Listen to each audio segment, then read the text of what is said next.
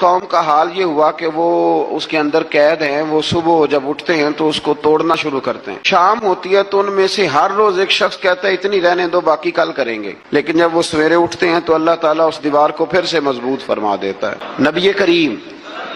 علیہ السلام نے فرمایا قرب قیامت میں ایک وقت آئے گا، اس مخلوق میں سے ہی ایک شخص پکارے گا اور پکار کے کہے گا کہ اب سو جاؤ انشاءاللہ، اللہ ان کی زبان پہ جاری کہے گا، اور سویرے وہ چونکہ انشاءاللہ کہیں گے تو پھر اللہ تبارک و تعالی اگلے دن اس دیوار کو وہیں پہ رکھے گا جہاں رات کو انہوں نے اسے چھوڑا تھا، اگلے دن وہ توڑیں گے تو دیوار ساری ٹوٹ جائے گی، اللہ تبارک و تعالی کا فضل ہوگا، پھر سے وہی درندگی کریں گے، تو پھر حضرت عیسیٰ علیہ السلام ان کے لیے دعا کریں گے، تو دعا کا یہ حال ہوگا کہ ان کے وجود پر کچھ ایسی چیزیں برآمد ہوں گی جن کی وجہ سے وہ مر جائیں گے، ختم کر دیے جائیں گے، قیامت کے قریب جا کے وہ دوبارہ آئیں گے۔